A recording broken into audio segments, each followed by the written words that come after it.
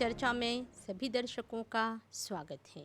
दुनिया भर में कोविड-19 का कहर जारी है। ये घातक वायरस अब तक 5 मिलियन से अधिक लोगों की जानें ले चुका है और चिंता की बात ये है कि इसका म्यूटेशंस जारी हैं।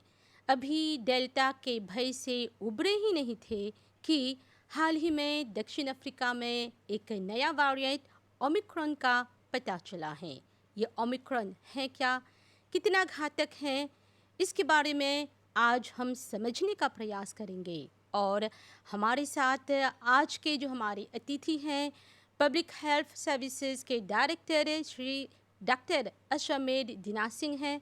डॉक्टर जी नमस्कार। नमस्कार। प्रोग्राम में आपका स्वागत है। बहुत बहुत धन्यवाद। फिर से हमारा निमंत्रण स्वीकार करने के लिए आभारी हैं। तो डॉक्टर जी, आज हमने ओमिक्रॉन के बात करे थे जा और बुझाता कि जो स्थिति बातें दिन ब दिन और भी गंभीर होते जाता, लोगन के अब थरथरी भी हुआ था। हमने के बतावा ये ओमिक्रॉन हा का कितना गंभीर है? बहुत बहुत धन्यवाद हमसे, क्योंकि है ये ओमिक्रॉन जो है एगो वायरस है। तो हमने तो कितना वायरस हमने के आसपास में घुमल करेला। सब वायरसवन जो हमने के आफत करेला, जो हमने के सकी हमने के अफेक्टे करे, ये लोग के एगो स्पेशल नाम डाल के तब ये लोग के हमने बदला सके ये गंभीर बा कि नहीं। जोन वायरस जोन बा कुछ हमने के कुछ नहीं करेला, हमने संगे जिएला। तो ये सब वायरसवन के हमने उतना गंती नहीं लीला सर, बस कि हमने संगे रहेला, हमने के शरीर में रहेला, हमने के आसपास रहेला, लेकिन हमने के कुछ नहीं करेला। लेकिन जो हमने के करत है प्रॉब्लम, तो वही कठिन हमने ये वीरोलॉग लोग औचे लेमोन से हबीले रिसर्च करते रहेलन सर। जैसे तोरा बोली है ओमिक्रॉन जो है वो एगो वेरिएंट है, लेकिन ओकर प्रॉब्लम कौन सी है? म्यूटेशन का मतलब जल्दी बदल जाला और वो हाल ही से बदल जाला। कैसे डेल्टा लेबा, डेल्टा रहल तो एन आ जिस म्यूटेशन से की 10 गो बना दी, लेकिन जो है ये एगो से 30 गो बना दी। ये जो म्यूटेशंस बातें इके रोकल नहीं जा सके। रोकल जाए तो हवी हमने के सैनिटरी के ओकर प्रिकॉशन जो बदीला सा, मास्क डालबा, यही बस सैनिटरी मेजर्स जो है यही से रोकल जाला। अपन सैनिटाइजर से भी करबा, अपन मास्क डालबा और अपन जोन बा है दूर रखा, डिस्टेंस रखा, और हवा हमेशा खिड़की खोल के हवा चलना रहे के। जैसे तो ये ओमिक्रॉन जो बातें कितना खतरनाक बातें। ओमिक्रॉन जो है जैसे तोहरा बोली है, पहले हमने के डेल्टा रहल। डेल्टा ट्रांसमिसिव है एगो से 10 गो, लेकिन ई है ओमिक्रॉन जो है एगो से 30 गो गुना इतना ले जस्ती जस्ती संक्रामक बातें, जस्ती इन्फेक्शियस बा। तो लेकिन ओकर हबी ले हमने लेचित करते हैं सर। हबी तो हाल ही दिखो हुए होल बा। ये तो नॉर्मलमें ले 22 नवंबर के WHO ओकरा डिक्लेयर करलन सर के साउथ अफ्रीका में, लेकिन 11 नवंबर से बोत्सवाना में रहल। अच्छा, अगते से बोत्सवाना में रहल। तो लेकिन कोई नहीं जानता तब जब यही आल साउथ अफ्रीका में थे, ये लोग रिसर्च करके तब देखलन सर, एक नाम दलन सर ओमिक्रॉन। जब भाई ओमिक्रॉन ये लोग रिसर्च करके तब नाम दलन सर, तब लेकिन ओकर कैसे ओकर पुवा कितना बा, कितना सकी हमने के अफेक्टे करी है, ये तनी सुन हमने देराइला सा काहे खतिन तब अपन प्रिकॉशन ले ला सा। ओकर प्रिकॉशन जैसे बोली ला 14 दिन कैसे बोलन सा, सब पे ही लोग 14 दिन तो लोग बंद कर देवेलन सा। 14 में कैसे बंद कर देवे तो वायरस उतना प्रोपासी नहीं होला। तो लेकिन हम है जन वायरस जब आवेला हमने के कैसे हमने के पेई में आल बा, तो हमने के एक में बहुत आदमी लोग के मलात कर दी, लेकिन ओकर गंभीरता हमने नहीं जाना था ऐसा उतना, पस के हबी ले रिसर्च होते बा। कोई बोला था कैसे WHO लोग बोला था कि वो उतना गंभीर नहीं बा, लेकिन थोड़ा कैसे अफेक्टे करे, ट्रांसमिसिव जस्ती है, और उतना कैसे ये तोरा जैसे डेल्टा के लिए तोरा अफेक्टे नहीं करे, तोरा ऑक्सीजन में तोरा प्रॉब्लम नहीं दी, इतना हबीली बोला तो सर, लेकिन हमने के चला आतान करके देखे कि कैसे ओकर ओकर ट्रांसमिसिव कैसे जाता और कौन ची करता। तो वही खातिर हमनी सब कोई के बदला सा तैसुन सावधानी रहे के, तैसुन अपन प्रिकॉशन लेके कैसे सब प्रिकॉशन ले, जैसे बोली है अपन मास्क उ तो लोग के अच्छा 53% प्रोटेजे करेला। अच्छा, तो इस सावधानी पर फिर से आओ अब जा। तो चलिए, ये ओमिक्रॉन जैसे कि डॉक्टर ने बताया, ये कोविड-19 का एक नया वेरिएंट है जिसका पता हाल में दक्षिण अफ्रीका में लगाया गया। फिर भी 11 नवंबर से बोत्सवाना में ये पहले से वहाँ पर मौजूद था। ओमिक्रॉन पर चलिए देखते हैं ये खास report. We are announcing B11529 as a variant of concern named Omicron. Omicron, जो पूरी दुनिया को चिंता के दलदल में डाल दिया। यह वेरिएंट वर्ल्ड हेल्थ ऑर्गेनाइजेशन के लिए चिंता का विषय बन गया और धीरे धीरे कई देशों में प्रवेश हो रहा है।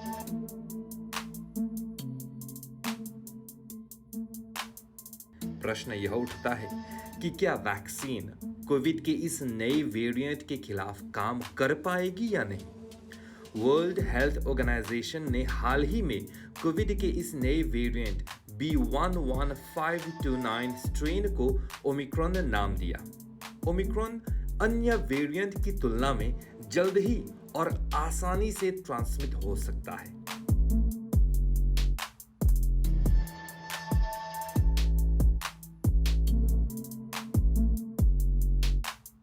वर्ल्ड हेल्थ ऑर्गेनाइजेशन ने यह भी बताया कि यह आदमी को या तो बुरी तरह से बीमार कर सकता है या वैक्सीन के असर को कम कर सकता है। ओमिक्रॉन से पहले डेल्टा ही अब तक सबसे खतरनाक वेरिएंट में माना जाता था। ओमिक्रॉन क्या है और क्या क्या कर सकता है, जानने के लिए जुड़े रहिए चर्चा कार्यक्रम के साथ। अब थोड़ा सुनिए, बतावा, ये डेल्टा से ज़्यादा खतरनाक नहीं है? हाँ, ओमिक्रॉन वायरस के ओकर जो डेजिग्नेस ओकर कोड है BNN509।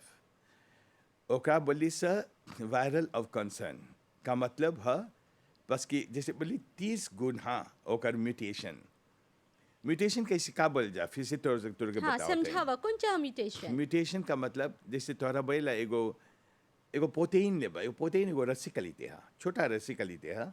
हर सेल्यूल में हमनी के शरीर में एगो प्रोटीन है, ओका बोला से जीन। तो हाउ जीनवा जब हई वायरसवा आवेला, तो वायरसवा के ओकर टू देखब त छोटा छोटा स्पाइक बनी ऐसा कैसे कंटा कलिते बा। तो हाउ जोन स्पाइकवा जोन कंटा कलिते बा, तो ऊ जाके हमनी के शरीर में जम जाला, भीतरे हिल जाला। तो हमनी के जोन सेल्यूलवा में आताशे हो जाला। जब आताशे होला तब वो अपन लॉगे करी अपन जीन त जाके ज्वाइन होला हमनी के लेको के जीन में। तो वो हमनी के अफेक्टी करेला। जब अफेक्टी करी तो सकी हमनी के कबो कबो हाउ जीनवा टूट के एगो दूसर बन जाला।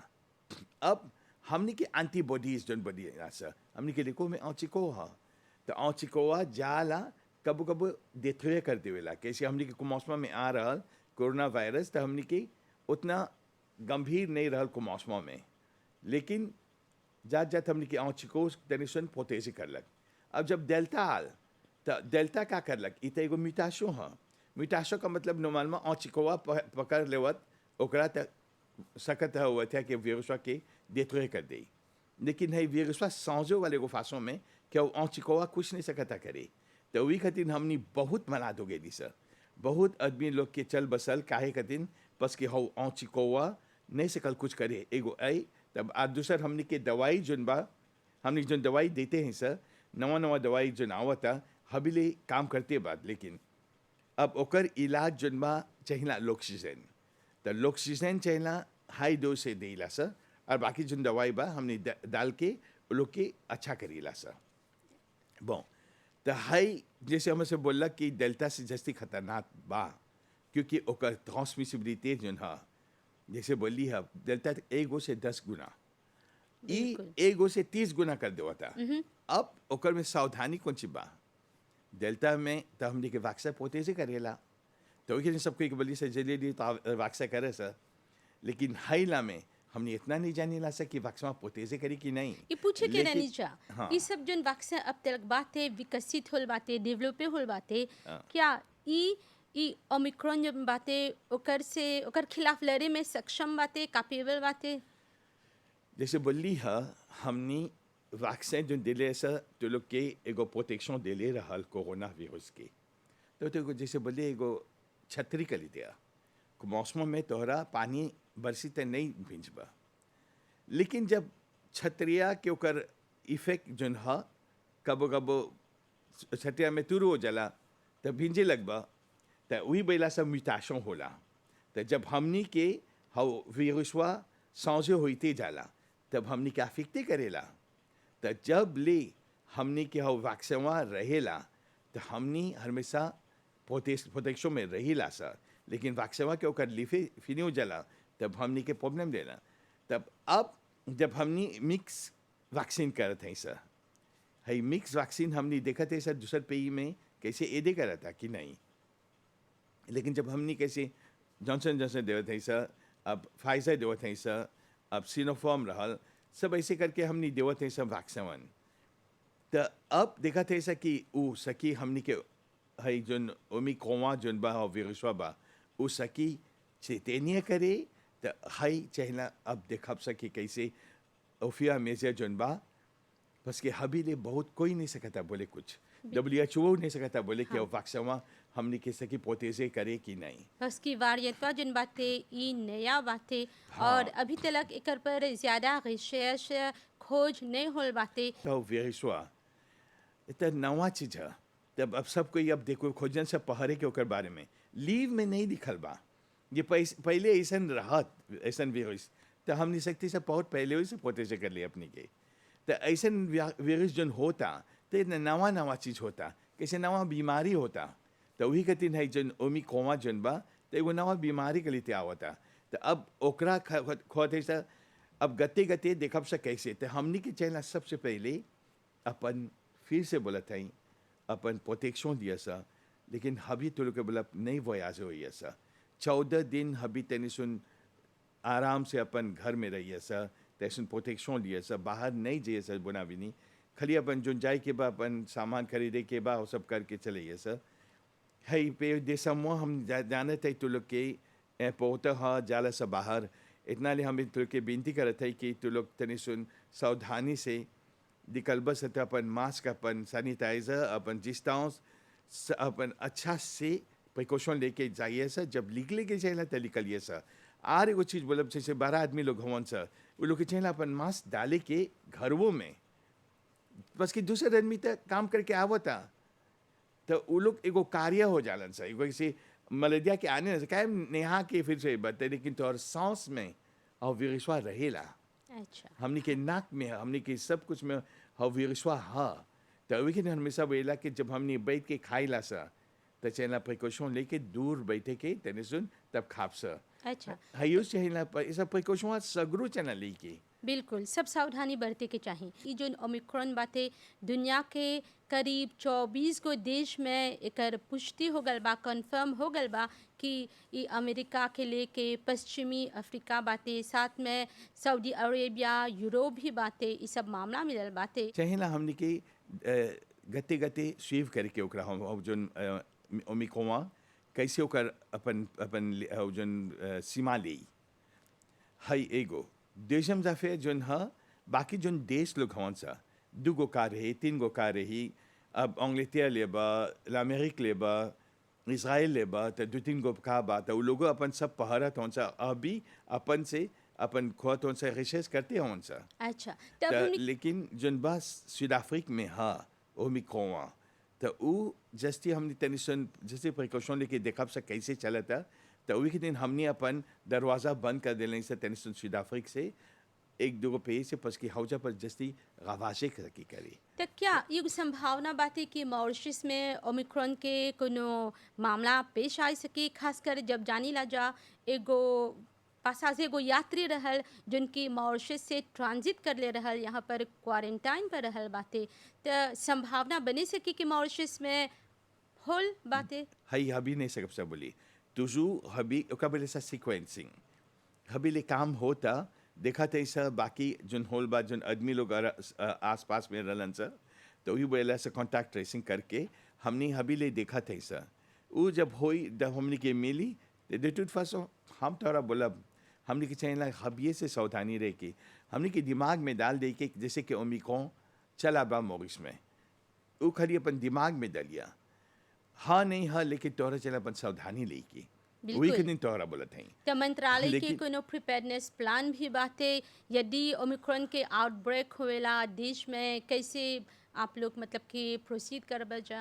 बिल्कुल जन हमनी सावधानी पहले सबसे पहला सावधानी कर दिली सर अपन ब्लॉके कर दिली सर एयरपोर्टवे में नहीं आई देवत हैं सर कि साउथ अफ्रीका लोग आवत होन सर था वो लोग के क्वारंटाइन रखत हैं सर अब जैसे रहल पहले आल होन सर जोन आवियो में तो वो लोग के पर इमीडिएट में हमनी के बस कि हमनियों के चैन अपन पॉपुलेशन के प्रोटेजे करे के तो वही के दिन हमनी डाल के वो लोग के एगो लोतिल में रख ले हैं सर तो जो नेगेटिव बा तो हमने जानत है सर तो ओकरा कैसे 7 दिन डाल के ओकरा लोतेल में और 7 दिन से कब से सेल्फ आइसोलेट करे वो लोग के अब जो पॉजिटिव बा तो वो लोग के 10 दिन रखब से देखब से कैसे बा फिर से ओकर टेस्ट करके चेक करब से ओकरा 3 दिन में फिर से देखब से जे देखब से कॉम्प्लीटली नेगेटिव हो जाए 14 दिन में तब हमने सकब से ओकरा जाए दी लेकिन जोन है वो तब जब लोग आलम से लोगों के हमने चेकअप करिएला सर जोन पॉजिटिव हुआ बा वो लोग के दिखे रहे पंगार जे ओमिक्रॉन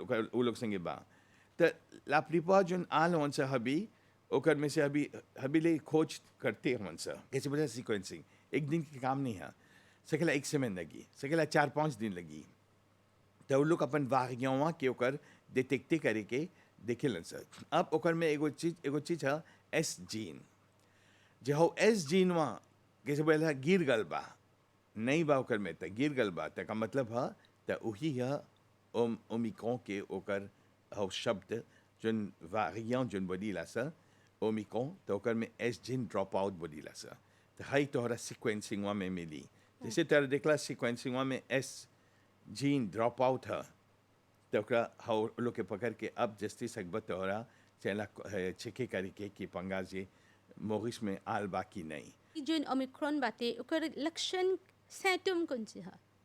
पारे जोन चीज है हमने के नाक चुई और हमने के है खोंकी लगी और सर्दी लगी और हमने के तप लगी और हमने कपार दुखाए कबो है सब ज्वां दुखाए तो कब कबो जागे हो चला सब पारे हुई है सहते मुआ पारे हुई है कोनो डिफरेंस नहीं बा कैसे बाकी हो सबसे लेकिन एगो चीज़ है वो लोग जस्ती तोहरा कितना वितेश से जब अफेक्टे होता हुआ तो अच्छा होइबा कि नहीं तो जैसे WHO बोला था जे हमने अपन दवाई देवते जब दूगो दवाई तब आल बा हमने के कंपनी में गली बा देजा है सब दवाई जो आवत होन सर तो हमने दवाई दे के हमने अच्छा से कब से कर दी हाँ हमने के जोन एंटीबॉडीज बाटे नेचुरल एंटीबॉडीज जोन हमने के देह में बाटे शरीर में क्या वो सक्षम नहीं बाटे ई सब वायरस के मतलब बिल्कुल कि नहीं। ओकर खिलाफ लड़े के। बिल्कुल नहीं बा काहे खातिर वही तो हम बोलत के बोलत है कि वारिएंट है जोन वारिएंट जोन है ओमिक्रॉन तो ओकर जोन जैसे बोला सा हमने के एंटीबॉडीज जाके हो मिक्रोबा पर ओकर में चिपक जाला लेकिन हो मिक्रोबा कि ऐसा एगो सांसमा कर देवेला कि हमने के एंटीबॉडीज नहीं सकेला चिपके अच्छा तो वो ओकर वही खातिर हमने के शरीर के जस्ते अफेक्ट करेला वही खातिर हमने के डर है कि कैसे सकब सा अपनी के अच्छा करे तो हमने के परेला दवाई लेके हमने के परेला एंटीबायोटिक लेके हमने के परेला बाकी सब अपन सावधानी लेके सब लोग वैक्सीन नहीं कर ले हमन जा कहे कि अभी भी कुछ लोग हिचकिचालन जा डेरालन जा वैक्सीन कराए में ये भी मान्यता बातें अब तोहर से पूछब ये मान्यता बातें कि जब बाहर वैक्सीन के ज़रिए जब शरीर में एंटीबॉडीज़ डालेला जा तो ये जन बाहर के एंटीबॉडीज़ बातें हमनी के जो नेचुरल प्राकृतिक एंटीबॉडीज़ बातें ओकरा वो कमज़ोर कर देवेला और ओकर से हमनी के जो इम्यून सिस्टम बातें इम्यूनिटी बातें वो भी प्रभावित हो जाला ओकर पर असर पड़ेला कितना सच है। जब हमने वैक्सीन करेला सर हमने के शरीर में देजा हमने के औचिको हुए जैसे बोले एंटीबॉडीज है तो वैक्सीन जोन है तो तुहू इंट्रोड्यूस करत हुआ एगो वीरस। अब हाउ वीरसवा जाला तोहर आँचिको ओकर संगे काम करेला। जब ओकर तोहर आँचिको ओकर संगे काम करेला तब तो वही खातिर कोई के तप लगेला, कोई के सकेला एगो रिएक्शन हो जाई, कोई के सकेला खून जम जाई। तो हई तोहर दें और वैक्सीन संगे एगो रिएक्शन होला। सब आदमी के शरीर पारे ही नहीं है, सब आदमी के ओकर जोन इम्यूनिटी पारे ही नहीं है। अब हमरा एगो जे बोलब ते हमरा जाबे तौसों रही सब चीज रही तो हमनी के हमारी इम्यूनिटी जस्ती कमती रही। अब तो हमारे पर एगो वैक्सीन डलबा तो हाउ हमार आँचिको नहीं सकी उतना अथी हेला प्रोटेजे करे हमरा। तब वो वैक्सीन डालीला तो हम अब जब हमार जो इम्यूनिटी बा देजा तो वैक्सीन हमरा बहुत प्रोटेजे करेला। हाई जस्ती है पोता। अब तू जैन आदमी लेबा ओकर आँचिको तेल फो बा तो अब ओकर में हौ जोन जैन आदमी लोग बा उ लोग के आँचिको जोन फो बा हई वैक्सीन जोन देली सा तो आँचिकोवा और वैक्सीन मिलजुल के हमने के एगो प्रोटेक्शन देवेला। तो इतना ले इम्पोर्टेंट है हई वैक्सीन बस कि उ अपन प्रेव कर देले बा कि हमने के हौ जब कोरोना वायरस आ रहल तो उतना अफेक्टे नहीं करलक। काहे खातिर बोलत हई बस कि जे हाउ जे हमने के वैक्सीन नहीं रहत तभी आज बहुत कोई जैसे लैंड में होल बा हमनियों बहुत मनात हो जाती सा। अभी जोन हाले होला उ पस के कुछ वारियन डेल्टा खातिर डेल्टा उ तनिसन वैक्सीन से प्रोटेजे करेला लेकिन डेल्टावा जोन ट्रांसमिशन रहल उ जस्ती है। और हमने के वैक्सीन जोन करले रही सा हमने के वैक्सीन के ओकर लेफिकासिते तनिसन कमती मध्यम हो रहल। तो वही खातिर जोन आदमियन लोग के फाची के करलक और जोन आदमी नहीं करी बा वैक्सीन उ लोग के जस्ती फाची के करलक। अच्छा, तो वही खातिर है सब प्रॉब्लम होला। मतलब कि वैक्सीन कराए के चाहे बिल्कुल चाहना और कराए अपन जो इम्यूनिटी बाते ओकरा बूस्ट करे के चाहे हाँ ओके हम तो लोग के बोला कि बढ़ाए ऐसे के ही ना चाहे। मिक्स वैक्सीन वो तनी सुन हबी एदे करी बस कि हमने नहीं जानते सही जोन ओमिक्रोन जोन बा हमर देखे में ई सही मिक्स वैक्सीन वा सकी हमने के एगो बूस्टर एगो प्रोटेक्शन दे और सकब से हमने लड़ाई करे हई वायरस संगे। और दर्शक लोग के याद दिलाबा कि अब तक ई जोन कोविड-19 बाते कोरोना वायरस बाते एकर कितना वाक़या अब तक प्राप्त होल बाते और ई संभावना बाते कि भविष्य में और भी वाक़या सामने आए। बिल्कुल आर तो के चीज मतलब एक हालत तो के बीमारी हो गल बा कोविड संगे फिर से सकी होई कैसे एगो बीटा वायरस रहल। बीटा वायरस जन बा अभी अल्फा गामा बीटा और है ओमिक्रॉन जो नाल बा तो जन बीटा वायरस रहल तो उ जन आदमी के पहले से हो गल बा मलादी फिर से हार को हो सकी हो जाए तो ओकर पर हमने तरीसन डेरा तरीसा पंगार वैक्सीन काम करी कि नहीं वैक्सीन तरीसन काम करलक लेकिन बाकी जन बा किसी डेल्टा आल जब डेल्टा आल तो डेल्टा हमने के वैक्सीन उतना फिर बोगर रहल तो हमने बोली सा फिर से थर्ड डोज देगी तब डेल्टा आके काम करलक तनिसन लेकिन चलिए हमने करे लगली सो थर्ड डोज वा तब तनिसन अभी सीमा में आया होता है सर। अब तनिसन मध्यम होता गते गते बुझाता लेकिन फिर भी हमने के चले अपन दवाई ली की बस के हमने का अफेक्टे करी फिर से। तो ये भी सवाल को अंतिम सवाल डॉक्टर जी कहे कि समय अब खत्म हो गल बाते तो नॉर्मल जब एगो व्यक्ति के ई कोविड हो जाला मतलब कि ओकर आँखी को ओकर से लड़ ले बाते तो वो मजबूत नहीं हो जाला तब भी काहे फिनों से ओकरा ई वायरस फिर से ग्रसेला। parce que ओकरे बोलिए ला सब variation हवे variant जैसे बोलिए अल्फा गामा बीटा डेल्टा एगो आदमी के हो गल बाद बीमारी जब वो दूसर कलिते बन जाला हो वायरसवा अब जैसे बोली डेल्टा थी जैसे ओमिक्रॉन जोन बोली है जब वो आवता तो इतना नहीं समझा था ओकरा इतना नवा चीज है जब नवा चीज आवता तो लिखो में तो तोरा जैसे अफेक्टे करी और ई वारियाशों के रोकल नहीं जा सकी वो ऑनगोइंग चलते रहेला। variation कैसे रोकल जाए जे तनी सुन दूर रहबा अपन प्रोटेक्शन लेबा मास्क डालबा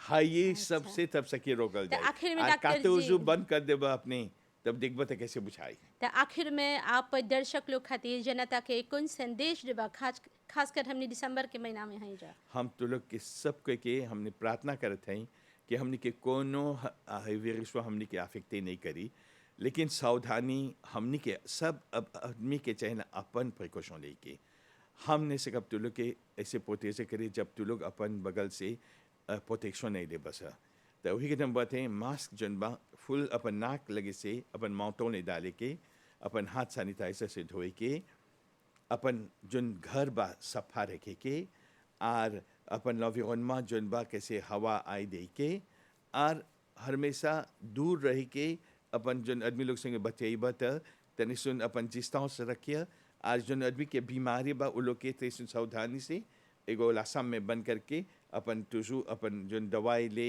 और एफओमे कर दिया सा हमनी आवब से देखे और कोनो प्रॉब्लम रही तो हमनी के नहीं बस तो हमनी तो लोग के मदद करब सा हम जानते हैं कि बहुत बहुत प्रॉब्लम जन होला कि हमनी के कम्युनिकेशन अच्छा से नहीं मिलेला तो इतना ले हम तो लोग संगे हम सब बोले कि जोन चीज़ बा कैसनो करके मीडिया के दर्जे सब हमने के ज्वाइन करे तो हमने तो लोग के मदद करब सर बिल्कुल तो पब्लिक हेल्थ डायरेक्टर डॉक्टर अश्वमेध दीना सिंह जी इस सब जानकारी खातिर बहुत बहुत धन्यवाद। नमस्ते। हमारे धन्यवाद और नमस्कार। तो ये सच बात है कि अभी दिसंबर का महीना है, समारोहों का जो माहौल है कुछ ही दिनों में आपको दिखाई देगा क्योंकि सालांत के करीब हम आ रहे हैं। नए साल का भी स्वागत किया जाएगा, लेकिन करजोर विनती है आप लोगों से, जैसे कि डॉक्टर जी ने बताया कि जान सबसे कीमती होती है। तो ऐसे में खासकर जब रोज़ नहीं बल्कि अक्सर नया वेरिएंट सामने आ रहा है कोरोना वायरस का, तो ऐसे में आप सावधानी बरतें। इसी के साथ अनुमति दें। नमस्ते।